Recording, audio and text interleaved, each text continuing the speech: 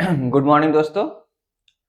आज हम लोगों का नया अध्याय प्रारंभ होने वाला है। इसमें हम लोग West Bengal board of secondary education,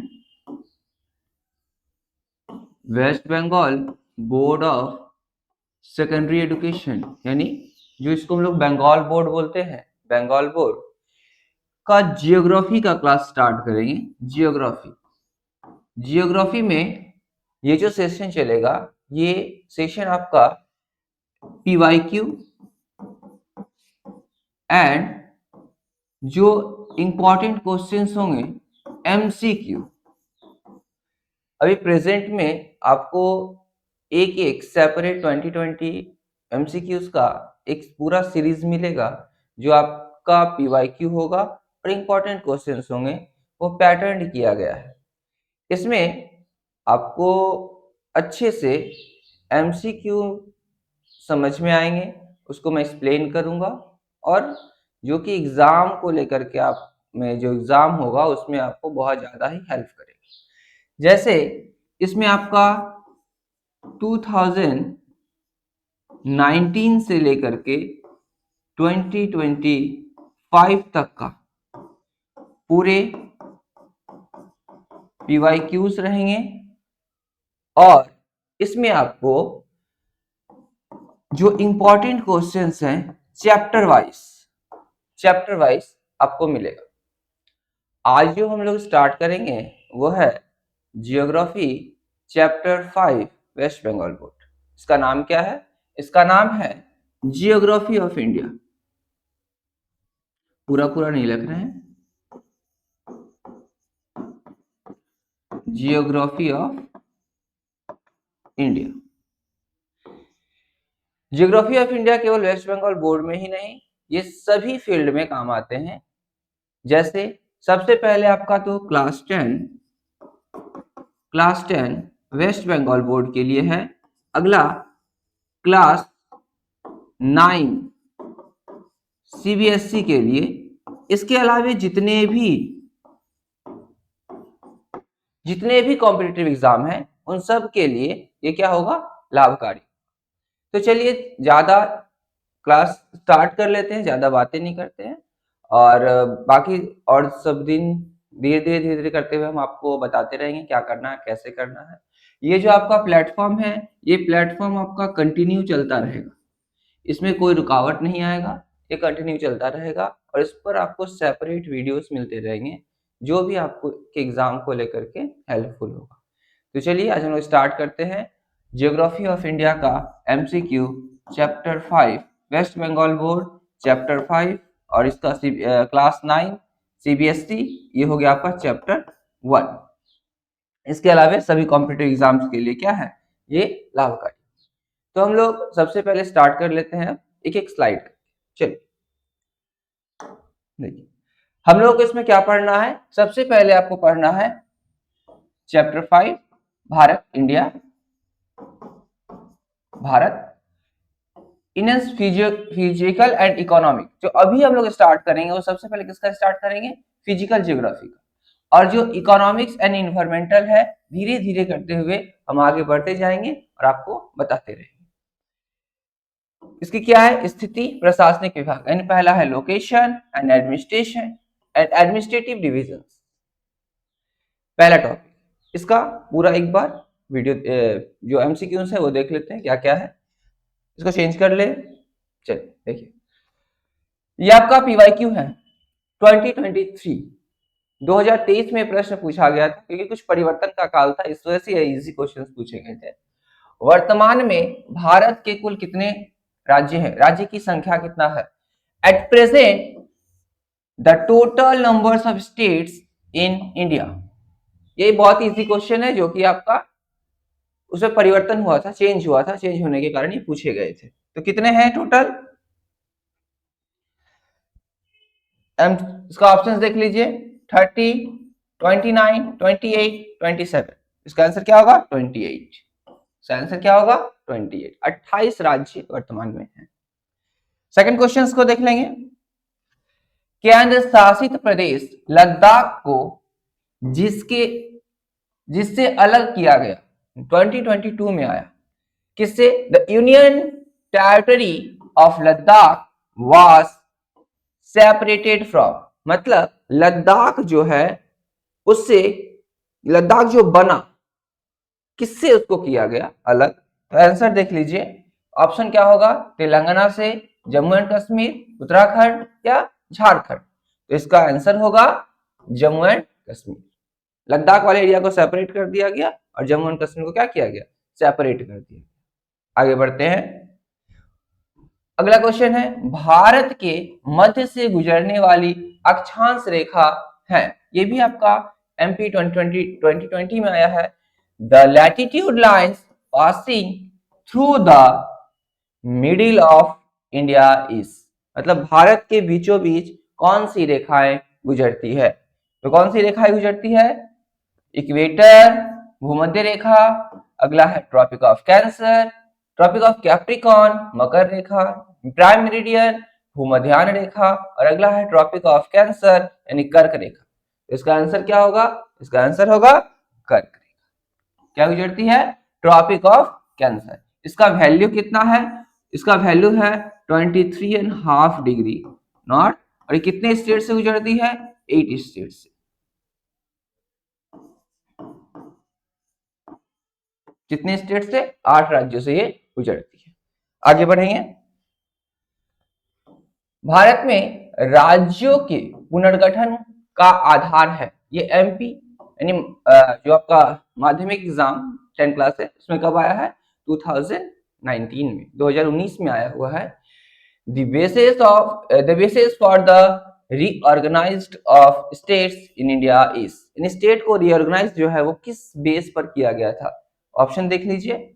language यानी भाषा के आधार पर, क्या अगला है फिजिकल स्टेबिलिटी, कहने का मतलब हो गया प्राकृतिक समानता के आधार पर, अगला फूड स्टेबिलिटी यानी भोजन की समानता के आधार पर। यहाँ पर यदि वर्ड या हार्ड लगा समझने में तो क्या कर लीजिए? इक्वालिटी। अगला है इकोनॉमिक स्टेबिलिटी, इसका क्या मतलब है? समानता के आधार पर। तो सीधा सा इसका आंसर क्या होगा? इसका आंसर होगा लैंग्वेज, भाषा के आधार पर क्या किया गया? राज्यों का पुनर्गठन किया गया। ना तो खाने के आधार पर किया गया, फूड इक्वालिटी के आधार पर किया गया, फूड जो भी अलग अलग है। अगला है नेचुरल वेजिटेशन के आधार पर भी नहीं किया गया। इसका बेस क्या था? इसका बेस था लैंग्वेज के आधार पर भी क्या किया गया? पूरे राज्य को बांट दिया गया, जहां जो भाषाएं बोली जाती है उस भाषा को लेकर। तेलंगाना राज्य का गठन इस राज्य से अलग होने से हुआ। तेलंगाना जो बना 2018 में क्वेश्चन आया, 2018 में कब हुआ? इसका Telangana state was the formed by separating from this state, कौन से स्टेट से सेपरेटिंग हुआ? तो इसका आंसर क्या होगा? देख लीजिए, मध्य प्रदेश से, आंध्र प्रदेश से, बिहार से या उत्तर प्रदेश से? इसका आंसर क्या होगा? इसका उत्तर होगा आंध्र प्रदेश से। आंध्र प्रदेश से क्या हो गया? तेलंगाना अलग। और न्यूएस्ट, इसमें एक आपसे पूछेगा न्यू स्टेट कौन सा है? उसका भी नाम क्या है? तेलंगाना ही है। पीआई के आगे मिलेगा। तो ये तो आपका केवल एमसीक्यू का है। ऐसे करते हुए आपके पूरे जैसे जो टॉपिक होगा टॉपिक वाइज इसी आपको सीरीज में मिलेगा। अभी फिलहाल 2020 मतलब 20 क्वेश्चंस का आपको सेट दिया जाएगा, जो कि डेली एक वीडियो 20 क्वेश्चंस के रहेंगे।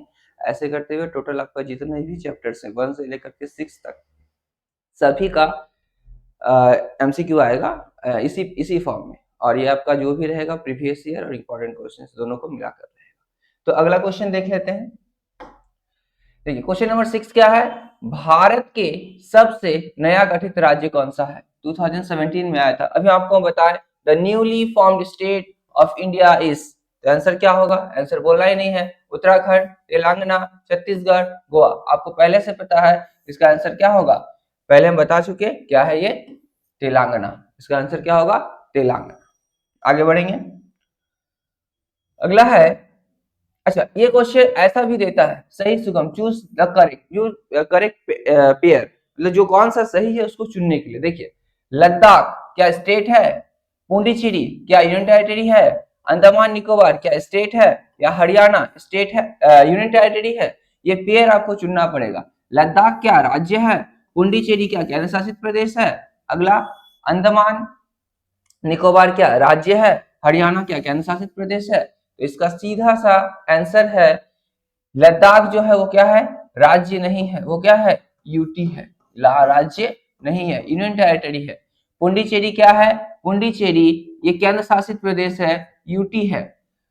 अंडमान निकोबार ये भी क्या है? यूटी है, राज्य नहीं है। और हरियाणा जो है ये केंद्र शासित प्रदेश नहीं है, ये क्या है? स्टेट है। इसका आंसर क्या होगा? इसका आंसर होगा बी, पुडुचेरी। देखिए पुडुचेरी, पुडुचेरी यूटी है, ये आंसर जो पेयर था वो क्या था? सही था। आगे बढ़ेंगे। भारत का कुल क्षेत्र कितना वर्ग किलोमीटर है, इसका एरिया कितना है? What is the total area of India इस स्क्वायर किलोमीटर्स? स्क्वायर किलोमीटर में टोटल एरिया कितना है? इसका एरिया देख लेंगे कितना है। 3287255, 3287263 square kilometre, 3087522 square kilometre and 3257263 square kilometre. इसका आंसर देख लेंगे, आंसर क्या होगा? इसका आंसर होगा 3287263 स्क्वायर किलोमीटर। याद कर लीजिए 2387263 वर्ग किलोमीटर इसका होगा। अगला देखेंगे क्वेश्चन नंबर 9। भारत एवं चीन के बीच अंतरराष्ट्रीय सीमा रेखा को क्या कहते हैं? The international boundary line between India and China is called. यानी भारत और चीन के बीच जो एक लाइन खींचा गया है, LAC के बीचों बीच जो लाइन है, उस लाइन को कौन सा लाइन बोलते हैं? उसका ऑप्शन देखिए, मैकमोहन लाइन, अगला है डुंड्रा लाइन, अगला है जीरो लाइन या रेड क्लिफ लाइन। हिंदी में McMahon line, Durand line, zero line या रेड क्लिफ लाइन। तो इसका आंसर क्या होगा? इसका आंसर होगा McMahon line. McMahon line India, Bharat और चीन के बीच खींची गई रेखा है। ये इंटरनेशनल लाइन है जो भारत और चीन को अलग करती है। इसके बाद हम लोग देख लेंगे अगला। हम लोगों का पहला टॉपिक कंप्लीट हो गया। जो हम लोग का टॉपिक था फर्स्ट टॉपिक,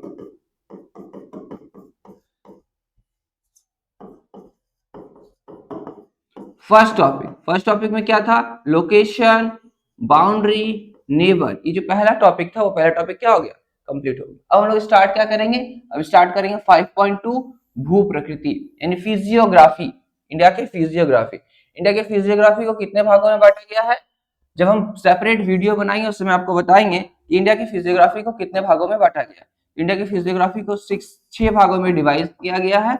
इस 6 भाग में पहला है northern mountain, northern plain, southern plateau, इसी को डेक्कन प्लेट्यू बोलते हैं। इसके अलावा है थार डेजर्ट और पांचवा है कोस्टल प्लेन। और इसके बाद जो बच्चा वो यहाँ हो गया आइलैंड्स।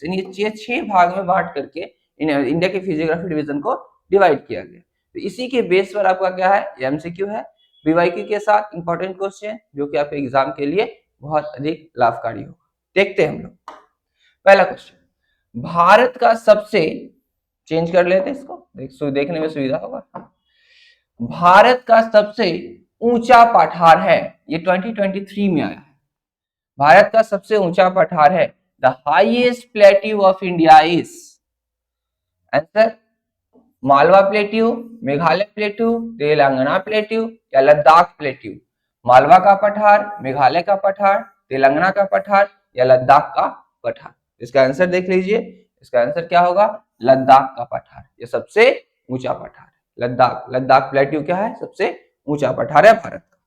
अगला क्वेश्चन नंबर 11 है, शिवालिक एवं लघु हिमालय के बीच घाटी को क्या कहते हैं? घाटी, वैली को the valley between Shivalik and lesser Himalayas is called.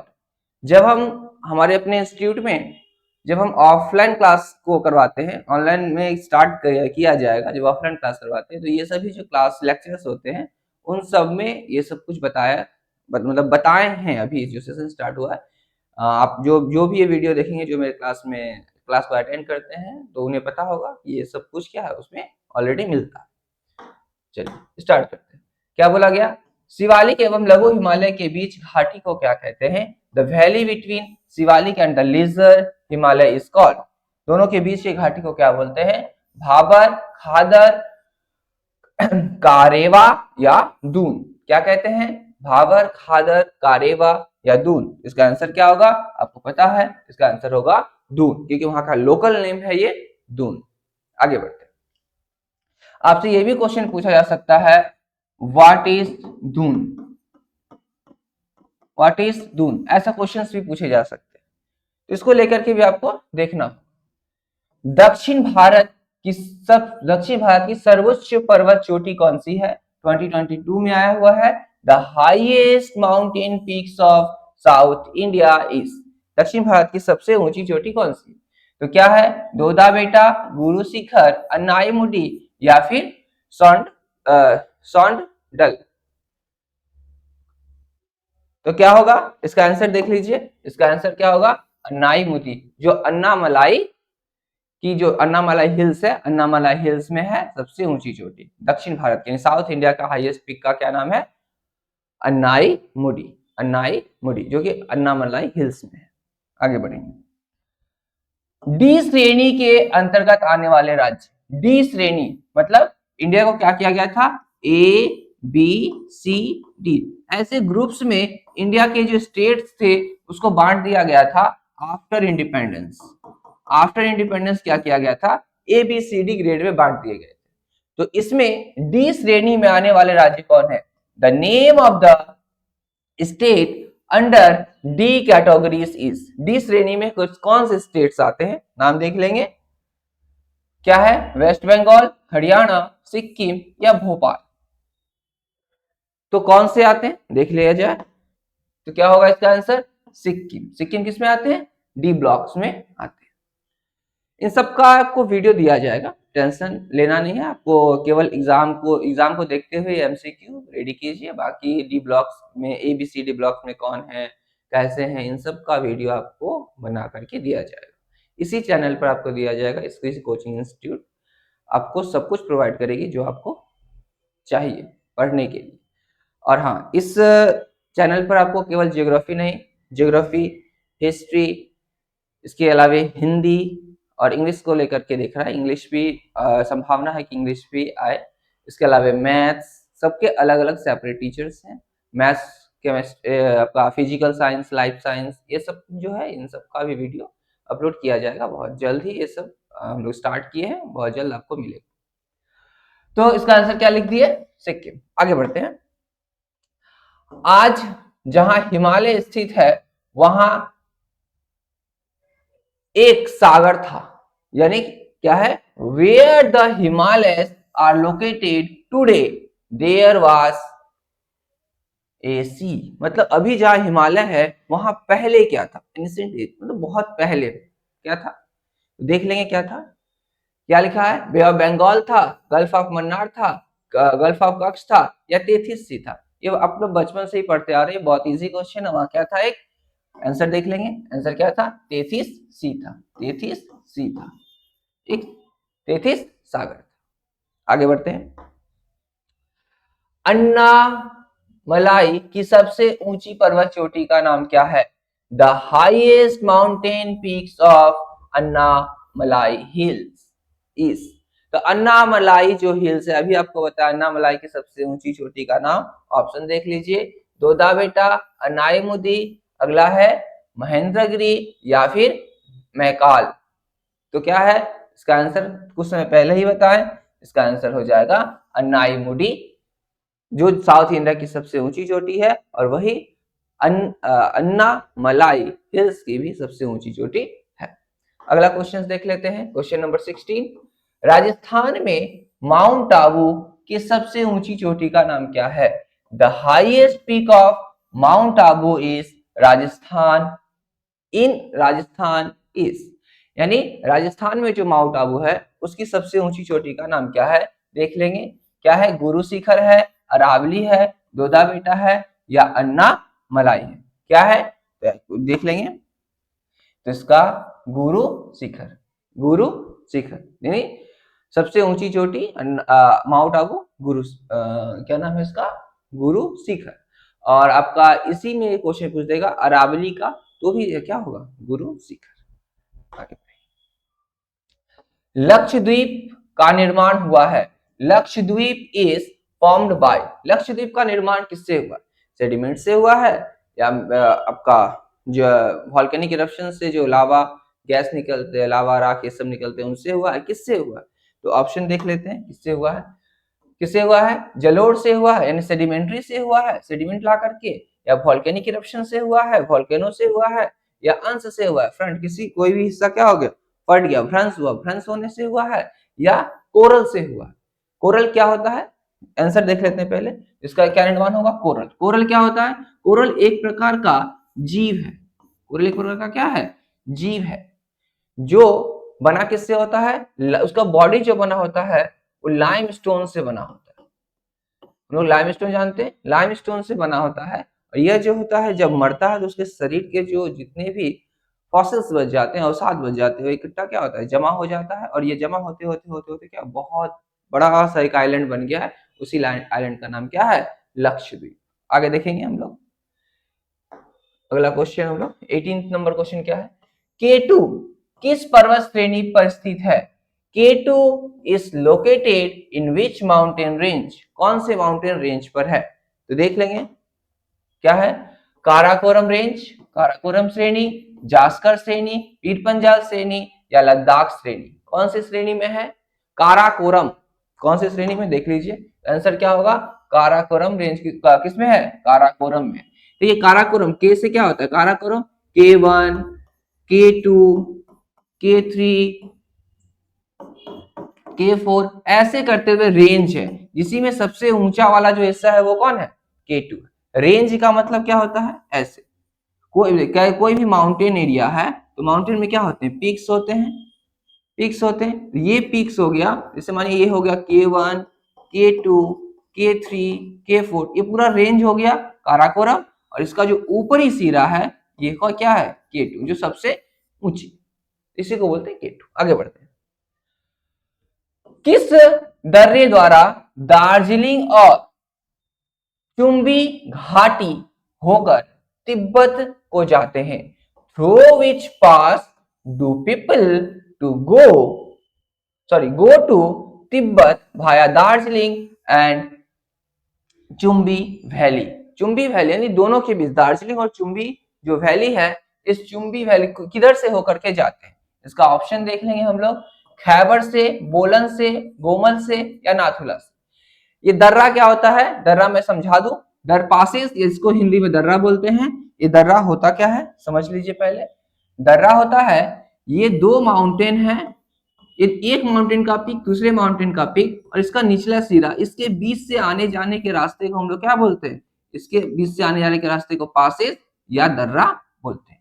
ये दो माउंटेन फिर से मैं बता दूं, ये माउंटेन हो गया, इस माउंटेन का ये पीक, ये पीक वाला हिस्सा हो गया, और इस दोनों के बीच जो आने जाने का रास्ता होता है इसी को क्या बोलते हैं, पासेज, और इसी को क्या बोलते हैं, दर्रा। ठीक है, आगे बढ़ते हैं, तो आंसर क्या होगा इसका, आंसर होगा नाथुला, आंसर क्या होगा, नाथुला। एक बार क्वेश्चन रिपीट कर दे रहे हैं, क्या बोले थे, किस दर्रे से होकर दार्जिलिंग और चुंबी घाटी को से होते हुए कहां जाते हैं, तिब्बत को जाते हैं, तो तिब्बत कौन से किसे जाते हैं, नाथुला दर्रे से क्या होते हैं, तिब्बत को जाते हैं, नाथुला। अगला क्वेश्चन, अगला देखिए, क्वेश्चन नंबर कितने थे ये, क्वेश्चन नंबर 19, क्वेश्चन नंबर 20। देखिए अब हम लोग क्वेश्चन नंबर 90 के बाद जो हम लोग का सेकंड टॉपिक, यानी हम लोग का पहला थर्ड टॉपिक हो जाएगा। हम लोग का पहला टॉपिक क्या था, पहला टॉपिक हमारा है फिजिकल ज्योग्राफी में, पहला टॉपिक था हमारा लोकेशन बाउंड्री, ये कंप्लीट हुआ। दूसरा हो गया हमारा फिजियोग्राफी डिवीजन, ये भी कंप्लीट हुआ। और ये तीसरा है वो है हमारा रिवर, इसको क्या दिया गया है, जल संसाधन, वाटर रिसोर्सेज, इसी का दूसरा नाम क्या है, रिवर। तो वाटर रिसोर्सेज जो चैप्टर है, इस वाटर रिसोर्सेज का पहला क्वेश्चन करेंगे। ऐसे करते हुए बहुत सारे टॉपिक वाइज है, टॉपिक से सजा हुआ है। आगे बढ़ते हैं, देखेंगे पहला क्वेश्चन, गंगा नदी के साथ यमुना नदी के संगम निम्नलिखित स्थानों पर स्थित है। 2023 में आया हुआ है कि the Confluence of Ganga and Yamuna reverse is located at. तो इसका ऑप्शन देख लेंगे, ऑप्शन देखेंगे कानपुर, प्रयागराज, देवप्रयाग या बनारस। कहने का मतलब गंगा और इधर से जो यमुना आ रही है यहाँ पर जो मिल रहा है, तो यहाँ पर कौन सा, ये इसमें से कौन सा स्थान है गंगा और यमुना के मिलने का? तो सीधा सा आंसर होगा क्या है वो, प्रयागराज। प्रयागराज में गंगा और यमुना क्या होती है, वहां मिलती है, संगम है। आगे बढ़ते हैं।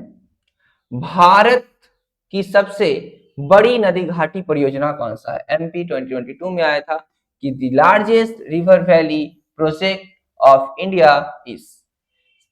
लार्जेस्ट जो रिवर वैली प्रोजेक्ट है, रिवर वैली प्रोजेक्ट का काम क्या होता है? सबसे पहला होता है आपका एग्रीकल्चर को जो है इरिगेशन करने के लिए, फिर होता है हमारा जो डैम जो बना इरिगेशन के लिए होता है, दूसरा होता है इलेक्ट्रिसिटी, हाइड्रो इलेक्ट्रिसिटी जनरेट करने के लिए, और भी बहुत सारे यूजेस हैं। तो भारत का सबसे बड़ा रिवर वैली कौन सा? इसका ऑप्शन देख लेते हैं, वो होगा हीराकुंड, भाखड़ा नंगल, नागार्जुन या राणा प्रताप। तो इसका आंसर देख लीजिए, इसका आंसर क्या होगा, भाखड़ा नांगल डैम, जो कि भारत का सबसे बड़ा रिवर प्रोजेक्ट। अगला क्वेश्चन 22 देखिए, आज हम लोग यही रखते हैं 21 क्वेश्चन। 21 क्वेश्चन इस वीडियो में यही रखेंगे। अब नेक्स्ट वीडियो जो होगा, नेक्स्ट वीडियो 21 से स्टार्ट करेंगे, यहीं से स्टार्ट करेंगे भाखड़ा नंगल डैम से, 21 से फिर 22, 23, 24 करते हुए हम लोग कहां तक जाएंगे, 40 तक जाएंगे। 40 के बाद फिर एक सेपरेट में, फिर आपका अगले दिन जो होगा वो 20, हम 20 का सीरीज लेकर के चलेंगे।